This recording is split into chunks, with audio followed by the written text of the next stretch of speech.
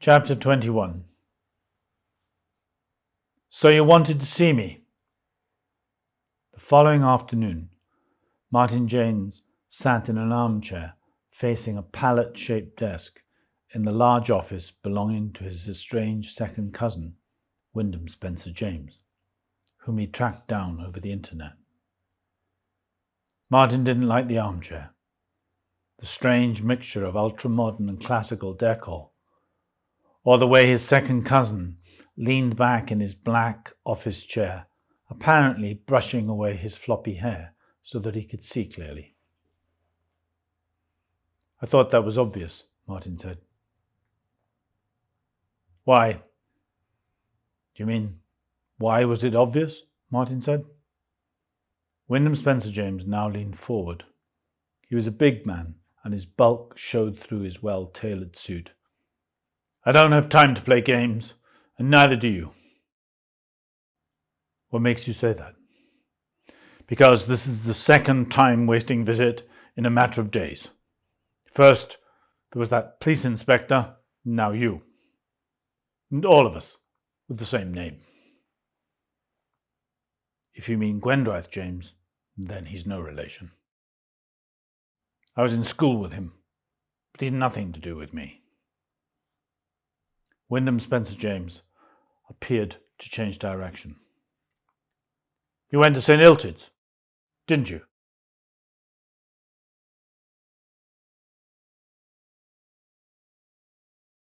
Martin nodded. Then Wyndham Spencer James spoke again. I went there too, obviously before your time. Martin wondered why Wyndham Spencer James, who obviously didn't like him, was bothering to tell him a potted version of his own educational history. But you didn't come here to hear that, Wyndham Spencer James said. You came here to find out why Western Winds wanted to buy Plas Wern Las. Martin didn't attempt to deny it. The two men stared at each other over the expanse of polished desktop. Didn't you? What if I did? You didn't come out of any lingering sentimental family attachment or desire to see what your second cousin looked like? I might have. But it's obvious what you think about that. Is it? You don't like it. Wyndham Spencer James got up from his desk and came around to face Martin. Behind him, light streamed in from the large French doors at the end of the room, throwing his large frame into shadow. I think you have to understand, Martin, that my side of the family has been taught not to like it. I don't get it.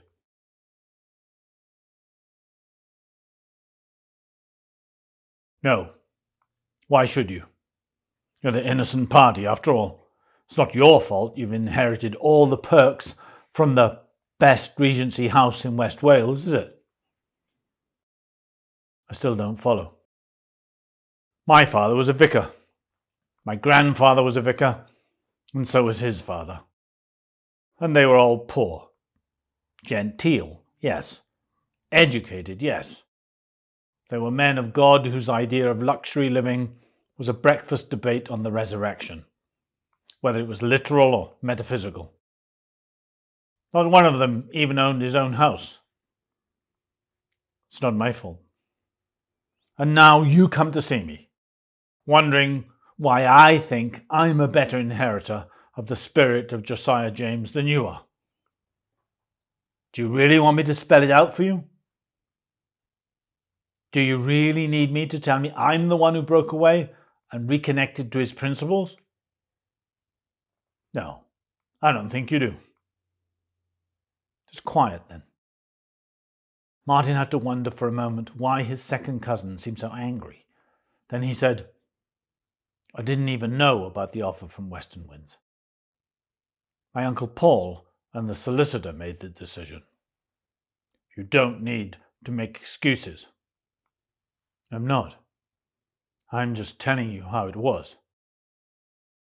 There was another silence as Wyndham Spencer James appeared to consider this. He looked thoughtful for a moment, and then he appeared to change tack. "Whiskey?" he said. "No, thanks. Too early for me."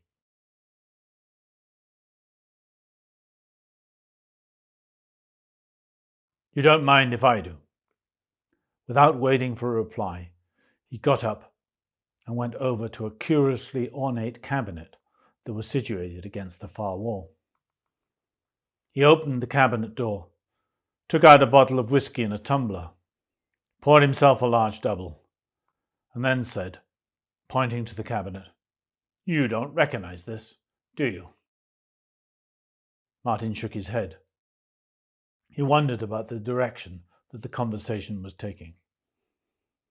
"No reason you would, I suppose," Wyndham Spencer James said. "No reason for you to know that I rescued it from the auction when Plas Wern Las was emptied after your father's death. One of the worst decisions your uncle ever made, by the way. I was young then. I was barely 18. But I remember that cabinet from when I was a boy. I was always told that Josiah kept his curios in it. There was a small brass telescope, I remember, and a dried-up sea urchin. But the thing I remember most was the skeleton." "Pardon? Didn't anyone ever tell you?" "Shame.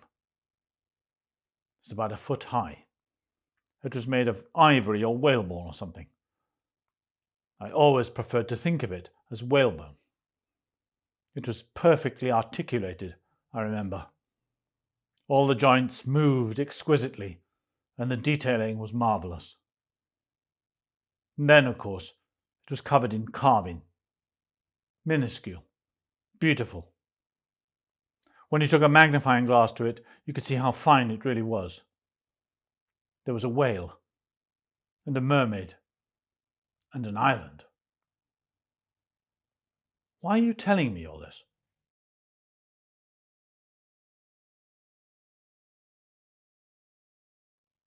"So that you understand me.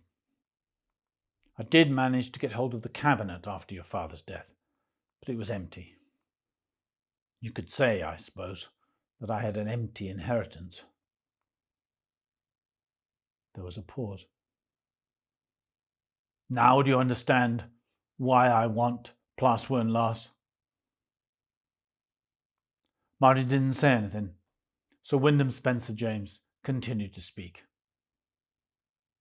"The fact that it is actually a perfect site for a wind farm is almost coincidental. I do want to bring that place into the 21st century, and I want to do it my own way. It doubly suits my purpose, and I make no secret of that. I intend to have it if I can. With the help of Parker Merriam's money." Wyndham Spencer James smiled. "So you know about that, do you?